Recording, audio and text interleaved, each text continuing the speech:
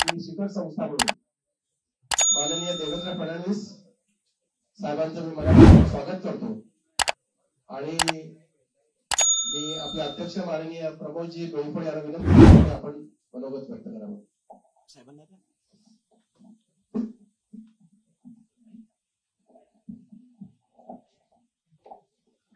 जास्त काही वेळ घेणार नाही. मंत्रालय आणि विधिमंडळ वार्ताहर संघातर्फे प्रथमतः राज्याचे नवनिर्वाचित मुख्यमंत्री देवेंद्रजी फडणवीस साहेब आपल्यासाठी भाऊ आहेत ते मी त्यांचे सुरुवातीलाच स्वागत आणि अभिनंदन करतो.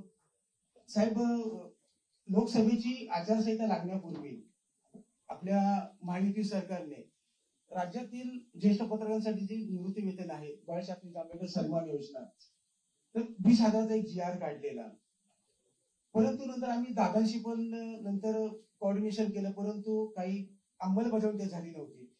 मी जास्त काही मागणार नाही. जो GR निघालाय जो 20,000चा त्याची फक्त अंमलबजावणी करावी. आपण राज्यातल्या लाडक्या बहिणींना जसा सन्मान दिला तसा राज्यातील लाडक्या पत्रकारांचा सुद्धा सन्मान करावा. यावेळी फक्त एवढंच मागणी करतो. याच्या पुढे आपल्या गाठी भेटी होतील त्यावेळेस मी अनेक मागण्या करेन. आणि पुन्हा एकदा मी माननीय मुख्यमंत्री साहेबांचे दादा वगैरे आलेले आहेत सर्वांचे मी स्वागत करतो, अभिनंदन करतो. धन्यवाद. आपल्या समोर आपल्या अध्यक्षांनी ज्या अपेक्षा व्यक्त केल्या त्या माननीय मुख्यमंत्री साहेब परिपूर्ण करतील असं मी समजतो. फक्त त्यांना एक आणखी एक विनंती करतो की गेल्या काही काळापासून 6व्या मजल्यावर होणारी कॅबिनेटच्या नंतरची बैठक पत्रकारांशी संवाद साधणारी ती खूप काळ बंद झालेली आहे. मी माननीय मुख्यमंत्र्यांना या निमित्तानं विनंती करतो की आपण आश्वासन दिलेलं आहात की खूप चांगलं काम यापुढे होणार आहे, हे काम तात्काळ लोकांपर्यंत पोहोचावं यासाठी ती कॅबिनेट सिस्टम जी आहे आपली ती आपण पुन्हा 6व्या मजल्यावर सुरू करावी अशी मी आपल्याला विनंती करतो. मी आपले अध्यक्ष माननीय प्रमोदजी डोईफळे यांना विनंती करतो की आपण तमाम पत्रकारांच्या वतीने मंत्रालय वार्ताहर संघाच्या वतीने माननीय मुख्यमंत्र्यांचा आपण सन्मान करावा.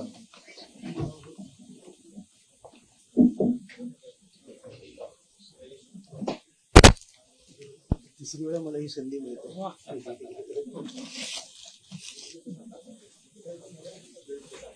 अजून 1-2 वेळा मिळायची इच्छा आहे.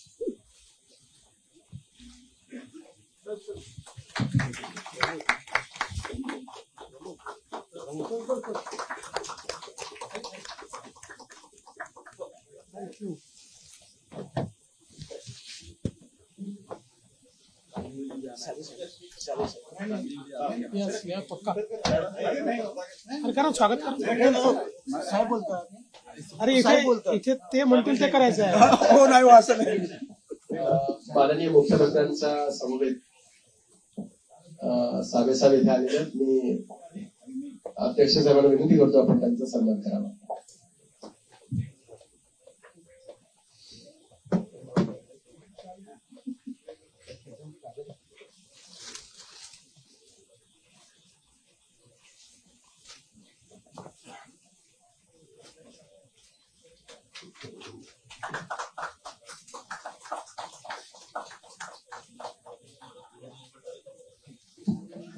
यानंतर आपल्याशी संवाद साधतील माननीय मुख्यमंत्री देवेंद्रजी फडणवीस. पण तत्पूर्वी ते संवाद साधत असताना त्यांच्यामध्ये व्यत्यय होईल असं कोणीही करू नये अशी विनंती आहे. त्यांनी सांगितलं की खूप वेळ इथे आहे, त्यामुळे आपल्याला प्रश्न जेव्हा विचारायचे असतील तेव्हा आपण हात वर करायचा, तेव्हाच आपण प्रश्न विचारता येतील. मी माननीय मुख्यमंत्र्यांना विनंती करतो की आपण संवाद साधावा.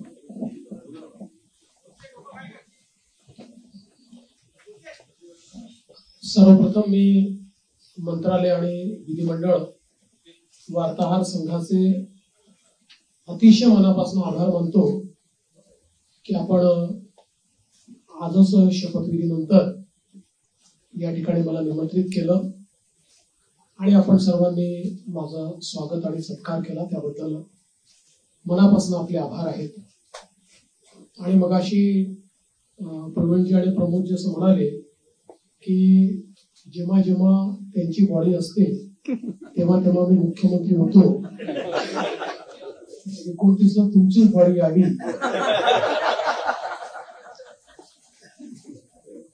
अशी शुभकामना मी तुम्हाला देतो. खरं म्हणजे आपला हा संघ राज्याच्या आपल्या संपूर्ण लोकशाही व्यवस्थेतला एक अत्यंत महत्वाचा स्तंभ आहे. कारण विधिमंडळ आणि मंत्रालयातनं राज्याचा कारभार चालतो आणि तो योग्य प्रकारे चाललाय की नाही हे राज्यामध्ये सांगण्याचं काम तुम्ही करता. आणि जिथे काही चुका असतील त्या नजरेस आणून देतात, त्याच्यामुळे त्या चुका देखील सुधारता येतात. एखादी गोष्ट जी अतिशय जनोपयोगाची असेल ती जनतेपर्यंत पोहोचवण्याचा प्रयत्न देखील आपण करता. अर्थात कधी कधी एखादी गोष्ट आम्हालाही माहिती नसते आणि ती जनतेपर्यंत चालली जाते. मग लक्षात येतं की असं काहीतरी घडलेलं आहे आणि मग त्याचं फायर फायटिंग आम्हाला करावं लागतं. पण मला असं वाटतं की आपलं ते काम आहे आणि निश्चितपणे अतिशय चांगल्या प्रकारे आपण सर्व लोक ते करतात. गेली 2.5 वर्ष मुख्यमंत्री एकनाथराव शिंदेजींच्या नेतृत्वात आम्ही सरकार चालवलं आणि अतिशय गतिशील अशा प्रकारचे सरकार होतं. आज शपथविधीच्या निमित्ताने ज्यावेळेस आमची ऍडव्हर्टिजमेंट चालली होती तर त्यात मला कोणीतरी विचारलं की महाराष्ट्र आता थांबणार नाही असं तुम्ही का म्हणताय. तर मी त्यांना समजावून सांगितलं 2.5 वर्षामध्ये महाराष्ट्राने विकासाची गती घेतली आहे. आता या गतीला आम्ही तसंच पुढे नेऊ. आता महाराष्ट्र थांबणार नाही, त्या गतीनं प्रगतीकडे महाराष्ट्र जाईल. आणि पायाभूत क्षेत्र असो, सामाजिक क्षेत्र असो, उद्योग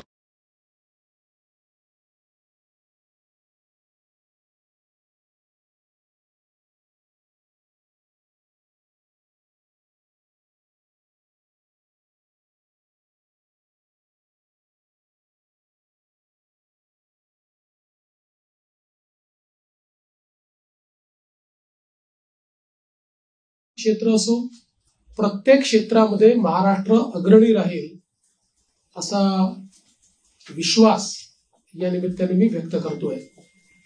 खरं म्हणजे जरी आमचे रोल बदलले असले, मी 14ला मुख्यमंत्री होतो, शिंदे साहेब आमच्या सोबत होते, 19ला 72 तासांकरता का होईना पण मी आणि अजितदादा मुख्यमंत्री आणि उपमुख्यमंत्री होतो. मग मागच्या काळामध्ये शिंदे साहेब मुख्यमंत्री होते, मी उपमुख्यमंत्री होतो आणि अजितदादाही उपमुख्यमंत्री होते. आता पुन्हा मी मुख्यमंत्री आहे आणि शिंदे साहेब उपमुख्यमंत्री आहेत, अजितदादाही उपमुख्यमंत्री आहेत. रोल जरी आमचे बदलले असले तरी देखील दिशा तीच राहणार आहे, गती तीच राहणार आहे, समन्वय देखील तोच राहणार आहे. त्यामुळे मला असं वाटतं की कुठेही याच्यामध्ये वेगळेपण हे आपल्याला पाहायला मिळणार नाही. मात्र आताच आमची जी पहिली मंत्रिमंडळाची बैठक झाली त्या बैठकीमध्ये आम्ही तिघांनीही सगळे जे आमचे अधिकारी आहेत त्या अधिकाऱ्यांना सांगितलं की मागच्या काळामध्ये पहिल्यांदा शिंदेजी आणि आम्ही आलो तर 50 ओव्हरची मॅच होती. मग अजितदादा जॉईन झाले तर काळ कमी असल्यामुळे 20-20ची मॅच होती. आता टेस्ट मॅच आहे, त्याच्यामुळे नीट योग्यपणे धोरणात्मक निर्णय घेत पुढची पायाभरणी योग्य प्रकारे करत आपल्याला राज्याला पुढे न्यायचं आहे.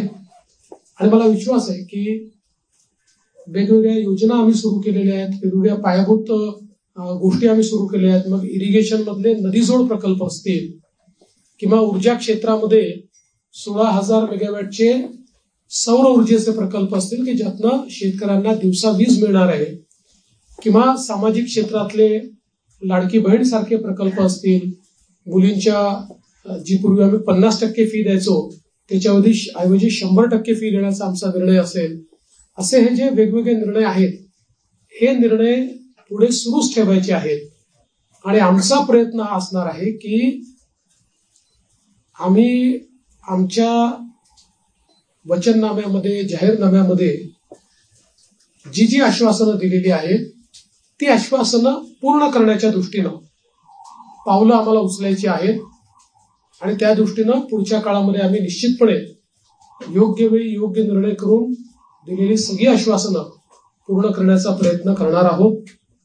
मी या निमित्ताने महाराष्ट्रातल्या जनतेला आश्वासित करू इच्छितो की एक लोकाभिमुख सरकार, सर्व समाजाला सोबत घेऊन चालणारं सरकार हे महाराष्ट्राला पुढच्याही काळात पाहायला मिळेल. आणि अडचणी अनेक येतात, पण त्या अडचणींवर योग्य मार्ग काढत आम्ही मार्गक्रमण करू हा विश्वास मला आहे.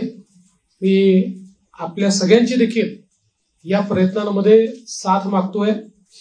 आपलं देखील एक प्रकारे सहकार्य या सगळ्या प्रयत्नामध्ये असावं अशा प्रकारची आपल्या सर्वांना विनंती करतो. आणि आपल्या माध्यमातून महाराष्ट्राच्या 14 कोटी जनतेला मी आश्वासित करू इच्छितो की हे सरकार पारदर्शीपणे आणि गतिशीलतेनं त्यांच्या कल्याणाकरता काम करेल हा विश्वास मी देतो. एक मिनिट. आलोक देशमुख. नमस्कार, मी आलोक देशपांडे. गेली 5 वर्षात आपल्या राज्याने इतकं काय काय बघितलं, द्वेष, आरोप, सगळे काय काय खूप लेवलला सगळं गेलं. ही पुढची 5 वर्ष त्याच्यापेक्षा थोडी वेगळी असतील का? राजकारण थोडं वेगळं असेल का? याच्याबद्दल तुम्ही काय? पूर्णपणे वेगळं असेल. मी सांगितलं की बदल्याचं राजकारण करायचं नाहीये, तर बदल दाखवेल अशा प्रकारचं राजकारण करायचं आहे. त्यामुळे हे खरं आहे की विरोधकांची संख्या कमी आहे, पण विरोधकांच्या संख्येवर त्यांचा आवाज आम्ही मोजणार नाही किंवा संख्येनुसार त्यांचं मूल्यमापन आम्ही करणार नाही. It's time for you to be कुठल्याही प्रकारचे 2019 पासून तर 22.5 पर्यंत जे वेगवेगळे बदल दिसले, अशा प्रकारचे कुठलेही धक्के आता यापुढे लागू नयेत ही जी अपेक्षा आहे ती आम्ही पूर्ण करू. दीपक बातुसे. लाडकी बहीण योजना ज्याचा तुमच्या विजयात मोठा वाटा आहे, 2100 रुपये करण्याची पण घोषणा केली होती. तो निर्णय साधारणतः कधीपर्यंत होणार? आणि दुसरं, आता एक अशी चर्चा सुरू आहे की 1,500 जेव्हा दिले तेव्हा स्फूर्तीने बोलते झाले लोक, आता 2100 देताना स्फूर्तीने होणार अशी चर्चा आहे. त्या संदर्भात स्फूर्ती काय? असं आहे की पहिल्यांदा तर ही योजना आम्ही सुरूच ठेवणार आहोत आणि 2100 देखील आम्ही देणार आहोत. आता बजेटच्या वेळी त्याचा आम्ही विचार करू. आणि शेवटी आपले सगळे आर्थिक सोर्सेस जे आहेत ते सोर्सेस योग्य प्रकारे चॅनलाइज झाल्यानंतरच आपल्याला ते करता येतं. त्याच्यामुळे ते करण्याचा निर्णय पक्का आहे. जी आश्वासनं दिली ती आश्वासनं पूर्ण करू. त्याकरता ज्या व्यवस्था करायच्या त्या व्यवस्था आम्ही आधी करू. स्क्रुटिनीचा जिथपर्यंत सवाल आहे तिथपर्यंत एवढंच आहे की निकषाच्या बाहेर जर कोणी घेतलं असेल, निकषातला जो असेल त्याला कोणालाही त्यातनं कमी करायचं नाहीये. पण काही तक्रारी आल्या आहेत की निकषाच्या बाहेर मिळालेला आहे. जसं आपल्याला कल्पना असेल की शेतकरी सन्मान योजना जेव्हा मोदीजींनी सुरू केली त्यावेळी पहिल्यांदा जे काही बेनिफिशियरीज होते लक्षात आलं की मोठ्या शेतकऱ्यांना देखील ते मिळालेलं आहे. मग नंतर त्यातल्या अनेक शेतकऱ्यांनी स्वतःच त्या ठिकाणी सांगितलं की आम्ही या निकषात बसत नाही. मला असं वाटतं त्यानंतर ती स्थिर झाली. अशाच प्रकारे जर ऍपरंटली या योजनेमध्ये काही ज्यांना आपण निकष ठरवलेले आहेत ते निकषाच्या बाहेरच्या आमच्या बहिणी मिळाल्या तर त्याचा पुनर्विचार होईल, पण सरसकट काही पुनर्विचार वगैरे करण्याचा विषय नाही. अभय देशपांडे. मंत्रिमंडळाचा विस्तार कधी होईल आणि विधानसभा अध्यक्षाची निवड ही मुंबईच्या अधिवेशनातच आम्ही करू. कारण नियमच असा आहे की शपथ झाल्यानंतर अध्यक्षाची निवड करावी लागते.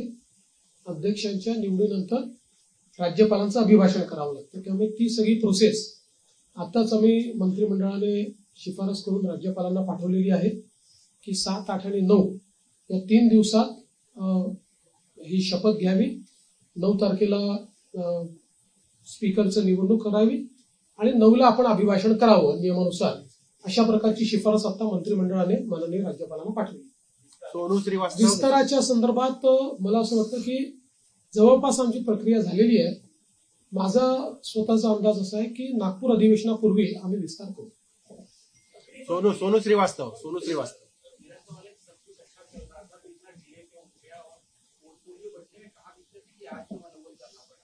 देखिए, ऐसा कोई डिले है ऐसा मैं नहीं मानता. इससे पहले भी 2004 में करीब 12-13 दिन का डिले हुआ था.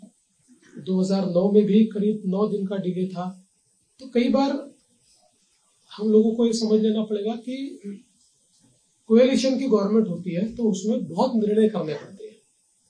एक पार्टी की सरकार होती है तो निर्णय एक ही पार्टी को करना है. कोएलिशन की गवर्नमेंट में बहुत बड़े पैमाने पर कंसल्टेशन करना पड़ता है. वो कंसल्टेशन हमने किया है. करीब करीब हमारे नंबर्स भी हमने फ्रीज किए हैं. वो कितने अभी हम नहीं बताएंगे, वो पार्टियां बताएंगी, इसलिए मुझे पूछूंगा. और पोर्टफोलियो को भी अभी हम लोगों ने करीब करीब फाइनलाइज किया है. कुछ थोड़ा बचा है उसमें, वो भी कर लेंगे. तो मुझे लगता है कि अब हमारे सामने जो प्रश्न थे वो प्रश्न धीरे धीरे समाप्त हो. प्रवीण राऊत सीएम साहेब, मागील महायुतीच्या सरकारमध्ये तिन्ही पक्ष होते. त्या तिन्ही पक्षांचे जे विभाग होते तेच विभाग राहणार, ते त्याच्यामध्ये काही बदल होणार? थोडे बहुत बदल होऊ शकतात. फार बदल होतील असं नाही आहे. थोडे बहुत बदल होतील. धर्मेंद्र जोरे 1 मिनिट. नमस्कार सर. पूर्वीच्या 2014 आणि 19 वेळी आपलं जे ट्रेनिंग व्हायचं आपल्या फ्लॅगशिप प्रोग्रामसाठी झालं. यावेळी तुमच्या डोक्यात अशी कल्पना आहे. मागच्या वेळी तुम्ही कायदे चेंज दिली. आज मला विश्वास आहे की तुमच्या डोक्यात काही असेल त्याची जर आज तुम्हाला घोषणा करायची असेल तर आम्हाला सांगितलं तर उद्यापासून आम्हाला काहीतरी काही गोष्टी आहेत डोक्यात, पण अजून माझ्या दोन्ही मित्रांची कन्सल्टेशन बाकी आहे. पण आता माझा फोकस जो आहे ना तो या ज्या काही महत्वाच्या योजना आहेत, जसं नदीजोड प्रकल्प, याचं काम सुरू झालं पाहिजे, याच्यावर माझा भर असणार आहे. सौर ऊर्जेचे प्रकल्प आपण घेतले आहेत, ज्याच्यामध्ये आता रोजची डिलिव्हरी सुरू झाली. आता 60 मेगावॅट तयार झाले, 100 मेगावॅट अजून तयार होत आहेत. कुठल्याही परिस्थितीमध्ये 2026 पर्यंत 16,000 मेगावॅटचे प्रकल्प पूर्ण करायचे आहेत. त्यामुळे ही जी कामं ऑलरेडी हातात घेतली की जी शाश्वत विकासाची कामं आहेत, ज्यातनं शेतकऱ्याचं कल्याण होणार आहे, राज्याचं कल्याण होणार आहे. हे आणि यातला प्रत्येक प्रकल्प असा आहे की ज्याचा नीट फॉलोअप करावा लागतो. नुसते आपण टेंडर देऊन टाकल्याने होत नाही. अडथळे येतात, ते अडथळे दूर करावे लागतात. त्यामुळे मागच्या काळातली जी आमची एक वॉररूमची पद्धत होती, माननीय शिंदे साहेबांनी देखील ती सुरू ठेवली होती, पण ती अधिक इफेक्टिव्ह कशी करता येईल असा माझा प्रयत्न असणार आहे की ज्यातनं किमान जे फ्लॅगशिप कार्यक्रम आहेत त्यांच्याकरता आपल्याला ही वॉररूमची अधिक त्याचा उपयोग कसा करता येईल.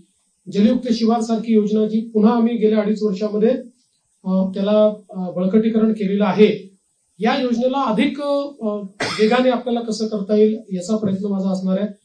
त्यामुळे एकूणच ज्याला आपण मूलभूत अशा प्रकारचे जे निर्णय असतात त्या निर्णयावर अधिक भर द्यायचा माझा प्रयत्न असेल.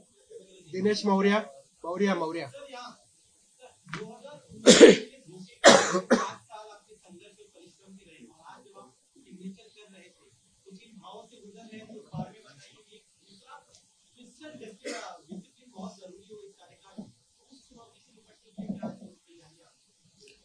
देखिए, मैंने आज जो पहली सिग्नेचर की है वो हमारा जो मुख्यमंत्री आरोग्य सेवा का कक्ष है, उस कक्ष में एक कैंसर रुग्ण को बोन मैरो ट्रांसप्लांट के लिए 5 लाख रुपए मुख्यमंत्री सहायता निधि से देने का निर्णय मैंने किया है. पहली साइन वो मैंने की हुई है. और यहाँ पर हालांकि मेरा अनुभव बहुत है और पिछले 10 सालों से 2.5 साल में विपक्ष नेता रहा, लेकिन 7.5 साल में सरकार में रहा, तो सरकार का अनुभव भी बहुत है. किंतु जिस प्रकार का मैंडेट इस समय मिला है, मैं ऐसा मानता हूं कि निश्चित रूप से उस मैंडेट का एक प्रेशर, जनता के प्यार का एक प्रेशर हमारे पर है और मैं उसको महसूस करता हूं कि जब अपेक्षाएं बड़ी होती है तो चुनौती भी बड़ी होती है, क्योंकि लोग आपसे अपेक्षा कर रहे हैं, तो निश्चित रूप से उसका प्रेशर मुझ पर है। और जहां तक फिस्कल डिसिप्लिन का सवाल है, तो निश्चित रूप से उसके ऊपर हमको काम करना ही पड़ेगा, क्योंकि हमने बहुत महत्वाकांक्षी योजना की है। देखिए क्या होता है कि नॉर्मली आप सोशल सेक्टर में और इंफ्रास्ट्रक्चर सेक्टर में, दोनों सेक्टर में एक साथ काम करते हैं, लेकिन सोशल सेक्टर का स्पेंडिंग ये हम लोगों ने 4 गुना 5 गुना बढ़ाया है, जो मैं ऐसा मानता हूं कि इकोनॉमिक्स में इसको गलत नहीं माना जाता है, क्योंकि इसका भी एक अपना रिटर्न होता है। इसके सोशल रिटर्न भी होते हैं, इसके इकोनॉमिक रिटर्न भी होते हैं, लेकिन उसका प्रेशर जरूर बजट के ऊपर आता है। तो उस बजट को बैलेंस करना ये हमारा काम होगा, हम उसको करेंगे। सदानंद खोपकर.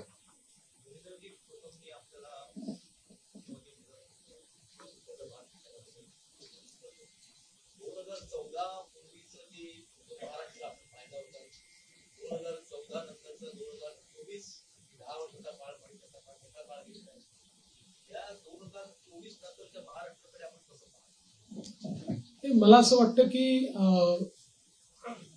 महाराष्ट्र वेगाने प्रगतीच करतो आहे, मात्र राजकीय संस्कृती जी महाराष्ट्रातली आहे त्याच्यावर पुनर्विचार करण्याची गरज ही सर्व पक्षांना आहे. महाराष्ट्रातलं जे राजकीय वातावरण होतं ते आपल्याला योग्य कसं करता येईल याचा प्रयत्न आपण केला पाहिजे. मी शपथविधीच्या निमित्ताने माननीय पवार साहेब असतील, माननीय उद्धवजी ठाकरे असतील, माननीय सुशील कुमार शिंदेजी असतील, माननीय पृथ्वीराज चव्हाण साहेब असतील किंवा सन्माननीय राज ठाकरे साहेब असतील, अशा सगळ्या प्रमुख लोकांना त्या ठिकाणी स्वतः फोन करून त्यांना निमंत्रण दिलं. त्यातल्या प्रत्येकाने माझं अभिनंदन केलं, मला शुभेच्छा दिल्या. काही व्यक्तिगत कारणाने ती लोक येऊ शकले नाहीत, पण त्यांनी शुभेच्छा दिल्या. मला असं वाटतं की जो राजकीय संवाद महाराष्ट्रामध्ये आणि इतर राज्यांमध्ये आणि विशेषतः दक्षिणेच्या राज्यांमध्ये जे काही अंतर आहे ते हेच अंतर आहे की महाराष्ट्रात राजकीय संवाद हा कधी संपला नाही. आपण अनेक राज्यांमध्ये असं बघतो की 2 पक्षांमध्ये किंवा 2 नेत्यांमध्ये इतका विसंवाद असतो की हिंदीमध्ये ज्याला खून के प्यासे म्हणतो अशा प्रकारची परिस्थिती आपल्याला पाहायला मिळते. ती महाराष्ट्रात नव्हती, आजही नाही आणि ती पुढे राहू नये हा माझा प्रयत्न असेल. तुम्ही राहाल नाही तर मी असं म्हणणाऱ्यांना काय उत्तर द्या? नाही, मी त्याच वेळेस सांगितलं होतं की राजकारणात सगळेच राहतात, तेही राहतील, मी राहील, आम्ही सगळेच राहणार. Sanjay Bapat. One minute. Sanjay Bapat. One minute. Sanjay Bapat. एक मिनिट. संजय बापट.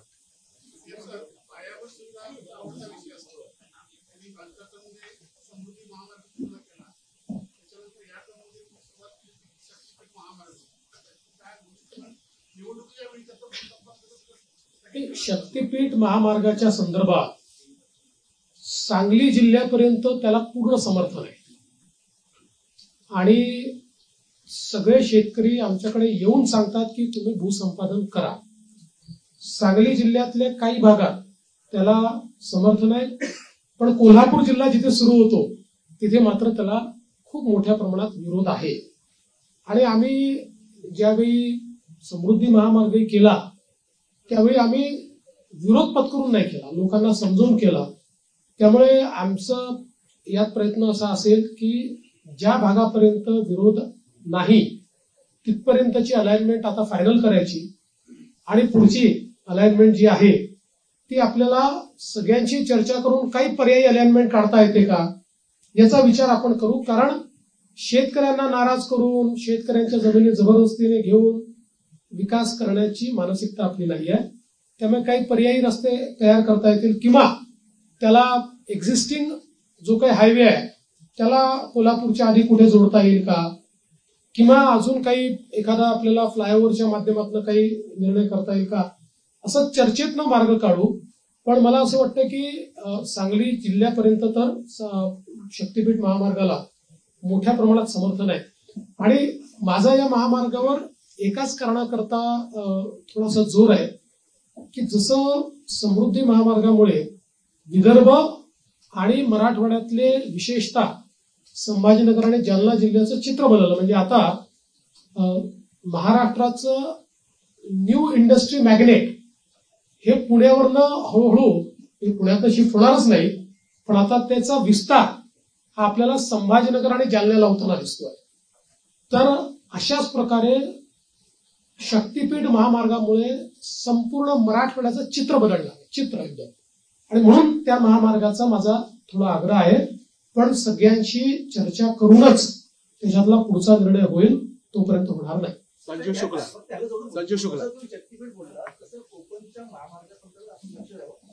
नाही, ते असं आहे की तुमची विनंती ही योग्यच आहे. आणि मुंबई गोवा महामार्ग याचा विषय काढला की आम्हाला जरा अडचण होते. म्हणजे गडकरी साहेबांनी तर देशाच्या संसदेत सांगितलं की मी देशाच्या कानाकोपऱ्यात जिथे होऊ शकत नाही तिथे महामार्ग केले, पण या एका महामार्गाने मला फार त्रास दिला. पण मला असं वाटतं आता ते अंतिम टप्प्यात होणार. संजीव शुक्ला. संजीव बोल.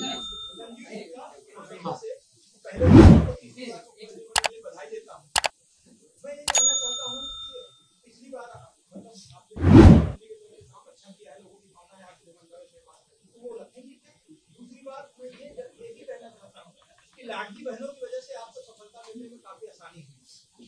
राजनीति में इतने व्यभिचारी घुस गए हैं, कई मंत्रियों के ऊपर ऐसे बलात्कार के इस तरह के आरोप लगे हैं, तो क्या आप उनका पेजल देंगे उसके बाद मंत्री बनाएंगे या किसी को बना देंगे?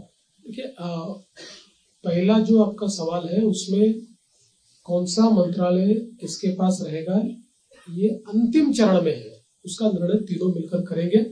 यूनिलैटरली उसकी घोषणा मैं नहीं कर सकता. और जहां तक पुराने मंत्रियों का सवाल है तो उसमें निश्चित रूप से सभी के काम का एक मूल्यमापन तो हो रहा है, मूल्यांकन हो रहा है. उस मूल्यांकन क्योंकि हमारे जो दोनों साथी है एकनाथ शिंदे जी ने भी और दादा ने भी, हम तीनों ने बैठकर ये तय किया है कि हम मूल्यांकन करेंगे, पुराने मंत्रियों के कामों का मूल्यांकन होगा, उसके आधार पर आगे का निर्णय होगा. और कई बार क्या होता है, देखिए जब मंत्रिमंडल बनता है तो रीजनल बैलेंसेस होते हैं, अलग अलग प्रकार के समाजों का प्रतिनिधित्व होता है. तो इसलिए मुझे ऐसा लगता है कि कुछ निर्णय ये देखकर भी हम लोग करेंगे कि भाई पिछले बार उन्होंने कैसा काम किया है. कई बार ये होता है कि किसी ने अच्छा काम भी किया होता है लेकिन रीजनल बैलेंस में क्योंकि 3 लोगों को मंत्री पद बांटने हैं तो आगे पीछे होता है. यदु जोशी.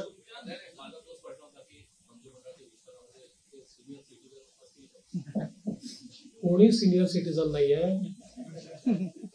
तुम्ही हे लक्षात ठेवा, राजकारणामध्ये जोपर्यंत जनता ठरवत नाही तोपर्यंत कोणी म्हातारे होत नाही, कोणी रिटायर होत नाही. विनोद जगदाळे. सर, मेरा सवाल ये है कि नई इंडस्ट्री लाने के लिए क्या प्रयास होंगे? और पिछले 2.5 साल में आपने देखा होगा कि विपक्ष हमेशा यही चिल्लाता रहा है कि सारे उद्योग गुजरात जा रहे हैं. देखिए, विपक्ष को तो बार बार जवाब दिया है, आंकड़ों से दिया है. आज आपको एक और नया आंकड़ा बताता हूं कि पिछले पूरे साल में हमको जितना एफडीआई मिला उसका 90% एफडीआई 6 महीने में मिल गया.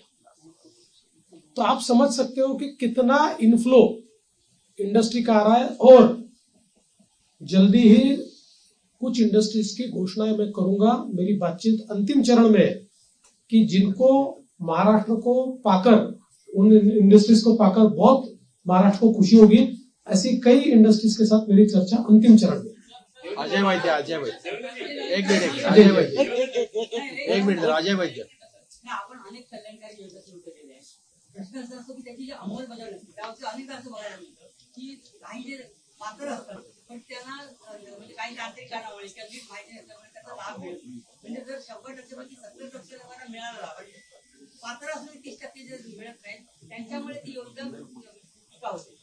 तर ह्याची जी अंमलबजावणी जी आहे त्याच्यासाठी एक मॉनिटरिंग सिस्टीम अशी तुमच्याकडे तुम्ही काही सजेशन द्या म्हणून मी सजेशन नाही, चांगलं आहे. आपण असं मॉनिटरिंग सिस्टीम असावी की त्याचं एक स्वतंत्र खातं निर्माण करावं, त्याला एक कॅबिनेट दर्जाचे मंत्री असावे, त्याला सगळ्या खात्यांना ऍक्सेस असावा आणि त्यामुळे त्यांनी जर असं मॉनिटरिंग केलं काय तर ह्या योजना खरोखर लोकांना प्रत्यक्ष लाभ होऊ शकेल. आणि माझं एक सजेशन असं आहे की शिंदे साहेबांनी ह्या सगळ्या याच्यात हे केलेलं आहे ते शिंदे साहेबांकडे काम सोपवलं तर ते चांगलं होऊ शकेल आणि चांगला त्यांना सगळे अधिकार द्यावे करायचं. आपली सूचना याला त्याला शिवशाही खातं असं नाव द्यावं अशी माझी सूचना आहे. आपली सूचना चांगली आहे. मला असं वाटतं की याच्यामध्ये फायनान्शियल मॉनिटरिंग हे सीएजीच्या थ्रू होतं. सोशल ऑडिट करता आपल्याकडे कुठली यंत्रणा नाहीये. या योजनांचं केवळ आपण फायनान्शियल ऑडिट करतो सीएजीच्या माध्यमातून. निश्चितपणे फ्लॅगशिप ज्या योजना आहेत याच्या सोशल ऑडिटची देखील काही व्यवस्था आम्ही उभी करू. सुरेंद्र गांगड एक मिनिट सुरेंद्र गांगड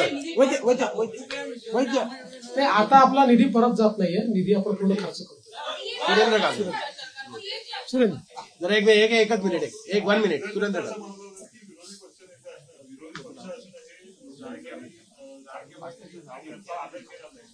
बऱ्याच जरी 10% काही राज्यांमध्ये असा विचार आपण बघा, हा निर्णय अध्यक्षांना करायचा आहे. हा निर्णय काही सरकारचा निर्णय नसतो, हा अध्यक्षांचा निर्णय असतो. अध्यक्ष जो निर्णय करतील तो आम्हाला मान्य असेल. आपण हे बघितलं असेल की लोकसभेमध्ये जेव्हा विरोधी पक्षनेते पद नव्हतं 10 वर्ष, तरी देखील जो सर्वात मोठ्या पक्षाचा नेता होता त्याला विरोधी पक्षनेत्याप्रमाणे सगळे अधिकार लोकसभेने दिले होते किंवा सगळ्या प्रकारे त्या जागांवर जिथे स्टॅट्युटरीली विरोधी पक्षनेता असतो तिथे त्यांना इन्व्हॉल्व्ह करून घेतलं. या ठिकाणी अध्यक्ष जो निर्णय करतील आम्हाला तो मान्य असेल. त्यांनी जर ठरवलं की आपल्याला विरोधी पक्षनेता द्यायचा, आम्ही कधीच विरोध करणार नाही. तिथे म्हणतात लाडकी बहीण कोणतरी बोलते. हा येस एकच मिनिट काय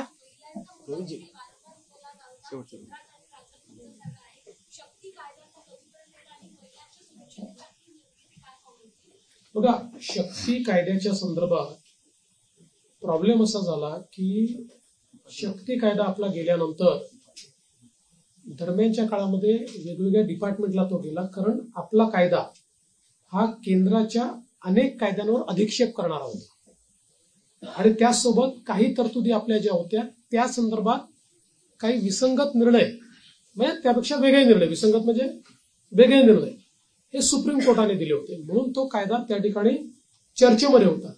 दरम्यानच्या काळामध्ये केंद्र सरकारने 3 नवीन कायदे तयार केले आणि या 3 नवीन कायद्यांमधल्या त्यांनी ज्या तरतुदी केल्या जवळपास आपण ज्या तरतुदी केलेल्या आहेत तशा तरतुदी त्या कायद्यांमध्ये आहेत आणि आता पुन्हा त्या कायद्याशी आपल्या काही तरतुदी विसंगत होत आहेत. त्यामुळे आता केंद्र सरकारशी त्या संदर्भात चर्चा करावी लागेल. जसं आपण बघितलं असेल तर आता या नवीन कायद्यांमध्ये एक इंडिपेंडेंट चॅप्टर हा रेपवर तयार झालेला आहे. फाशीपर्यंतची शिक्षा जी आधीच्या कायद्यांमध्ये नव्हती ती आता या नवीन ज्या आपण जी न्यायसंहिता केलेली आहे त्याच्यामध्ये ठेवलेली आहे. त्यामुळे आता या संदर्भात एकदा केंद्र सरकारशी चर्चा करून आवश्यक असेल तर कदाचित आपल्या कायद्यांमध्ये बदल करावा लागेल. प्रसाद पाटील 1 मिनिट. प्रसाद पाटील एक 1 मिनिट. प्रसाद पाटील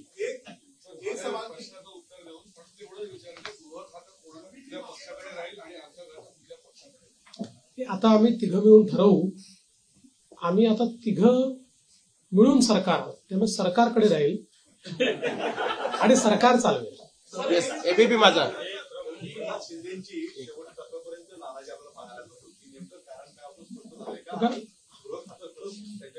मी तुम्हाला 100% सांगतो त्यांची बिलकुल नाराजी नव्हती.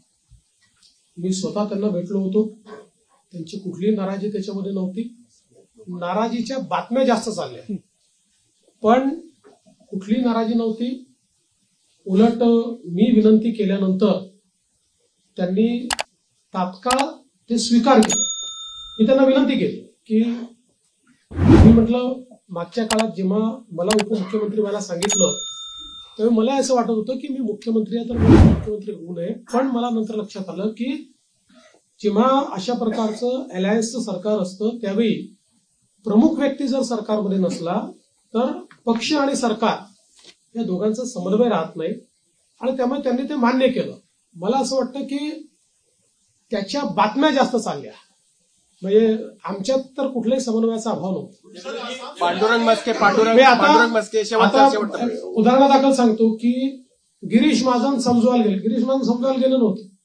गिरीश महाजन सहज भेटायला गेले होते. मला गिरीश महाजन त्यांना बाहेर आल्यावर समजलं की मला म्हणे अहो बातमी चालली आहे की मी समजवायला गेलो. म्हटलं कशाला गेले तुम्ही.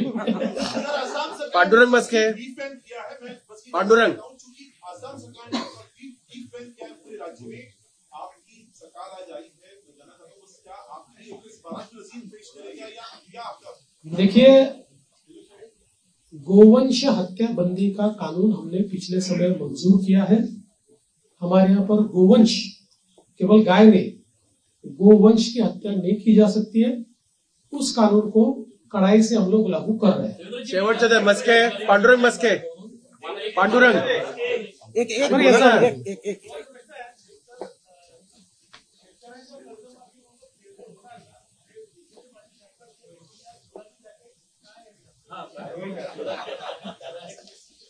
दादांनी शिवून दिलं.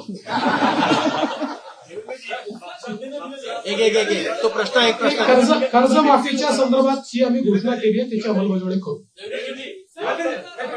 मुंबई के आसपास के कॉर्पोरेशन है उसके सारे चुनाव 2-3 साल से पेंडिंग है.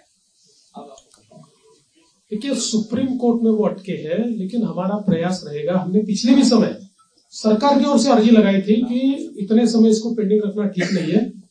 सुप्रीम कोर्ट ने जो इंडिकेट हमको किया उसमें वो अभी कंटिन्यूस सुनवाई लेंगे ऐसा उन्होंने कहा है. हमारा प्रयास रहेगा कि जल्दी सुनवाई हो क्योंकि केवल वहां नहीं पूरे महाराष्ट्र में ये चुनाव बाकी है. और मैंने बार बार ये कहा है कि स्वस्थ लोकतंत्र के हिसाब से जो स्थानीय इकाई है उसका चुनाव होना बहुत जरूरी है. दीपक कैतके शेवटचा प्रश्न दीपक कैतके. संघर्षाचा प्रवास आम्ही बघितला कव्हर पण केला. आज ज्यावेळेला आपण शपथ घेत होता त्यावेळेला नेमकी आपल्या मनात काय भावना होती कारण काय नेमका काय वाटतं. मी एवढंच सांगू शकतो की आपल्या सगळ्यांना साईबाबांनी एक मंत्र दिलेला आहे श्रद्धा आणि सबूत. शेवटचा प्रश्न प्रेमानंद एक 1 मिनिट लास्ट प्रश्न प्रेमानंद बरं ना या निवडणुकीतील लोकसभेला पहिल्या कॅबिनेट प्रश्न मार्गी लावणार. आता काय ठोस निर्णय होणार आहे असं आहे की त्याच्यानंतर मी राज्याच्या विधानसभेमध्ये त्याची वस्तुस्थिती मांडली होती की कशा प्रकारे ऑलरेडी त्याच्या आधीच्या सरकारने हे देता येत नाही अशा प्रकारचा अहवाल हा केंद्र सरकारला पाठवला होता. त्याच्यानंतर त्याच्यामध्ये बरीच कारवाई झाली. मध्यंतरीच्या काळामध्ये त्याची केस कोर्टामध्ये झाली. कोर्टामध्ये त्याला सपोर्टिंग ऍफिडेव्हिट्स आम्ही केले परंतु एका कुठल्या तरी सर्टिफिकेटमुळे कोर्टाने त्याच्यात दुसरा निर्णय घेतला. नंतर ते सर्टिफिकेट बोगस असल्यामुळे ते सर्टिफिकेट आम्ही रद्द केलं. आता पुन्हा कोर्टाच्या विचाराधीन तो विषय आहे आणि कोर्टामध्ये योग्य ती बाजू आम्ही मांडलेली आहे. आणि मराठा आरक्षणाच्या संदर्भात निश्चितपणे मराठा समाजाला न्याय देण्याचा प्रयत्न मागच्या काळात आम्हीच केला आणि पुढे आम्हीच मराठा समाजाला न्याय निश्चितपणे देऊ.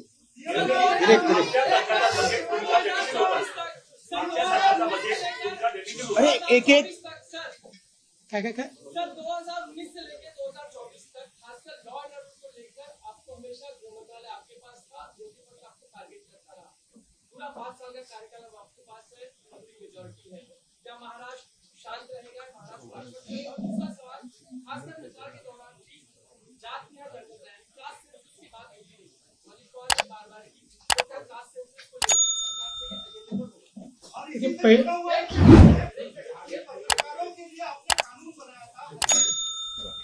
झाला विषय कि पहला आपने क्या कहा था? देखो उनके उसमें मैं भूल गया. ऐसा है कि कोई भी गृह मंत्री बने तब भी उसको ये सारी चीजें सुननी पड़ती है, टीका होती है। गृह मंत्रालय ही ऐसा है कि जिसमें आपको धन्यवाद कम मिलते हैं, गाली ज्यादा मिलती है, लेकिन बावजूद उसके कन्विक्शन के साथ आपको ये मंत्रालय संभालना पड़ता है।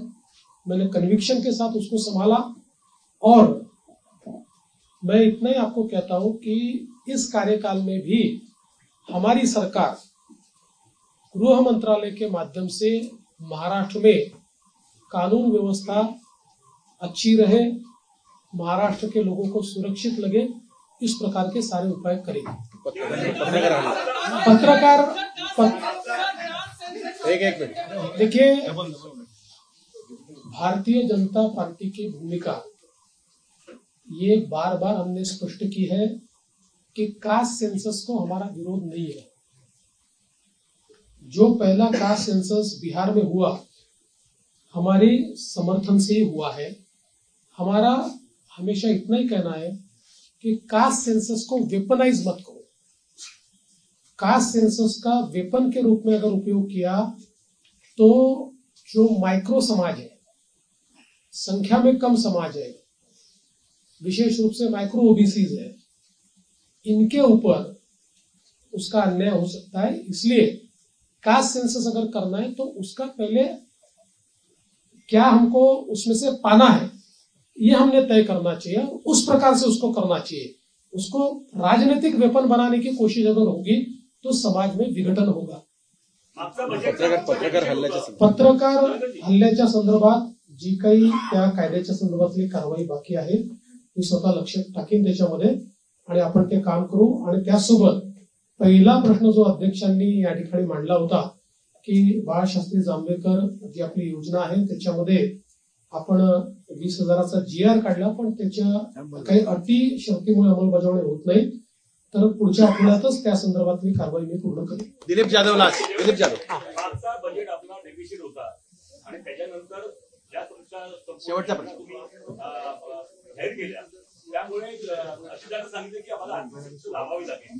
नंबर 1 नंबर 2 कोकणाचं पॅकेज आपण मागितलं ते जाहीर केलं होतं, त्याचा पुढे काय? पहिली गोष्ट अशी आहे की विकसनशील अर्थव्यवस्थेमध्ये बजेट हे डेफिसिटच असतं। गेल्या 20 वर्षामध्ये फक्त मला असं वाटतं एक 17-18चं बजेट होतं की ज्यात आपण रेव्हेन्यू सरप्लस होतो, बजेट डेफिसिटच होतो पण रेव्हेन्यू डेफिसिट नव्हतं। त्यामुळे डेफिसिट असणं हे काही गैर आहे असं माझं मत नाहीये। फक्त पैसा कशावर खर्च होतो त्यातनं आपल्याला आउटपुट काय मिळतो या गोष्टी महत्वाच्या असतात। आणि तुमचा डेट जीडीपी रेशिओ काय, जसं उदाहरणादाखल लोक सांगतात महाराष्ट्रात 7 लाख झालं, 7 लाख कोटी कर्ज झालं, पण महाराष्ट्राचा जो अर्थसंकल्प आहे किंवा महाराष्ट्राचा जो जीएसडीपी आहे तो आता ½ ट्रिलियनच्या वर गेलेला आहे। त्याच्यामुळे त्याच्याशी जेव्हा तुम्ही कम्पेअर करता त्यावेळी इतर राज्यांच्या तुलनेमध्ये महाराष्ट्र हा आपल्याला चांगलाच दिसतो।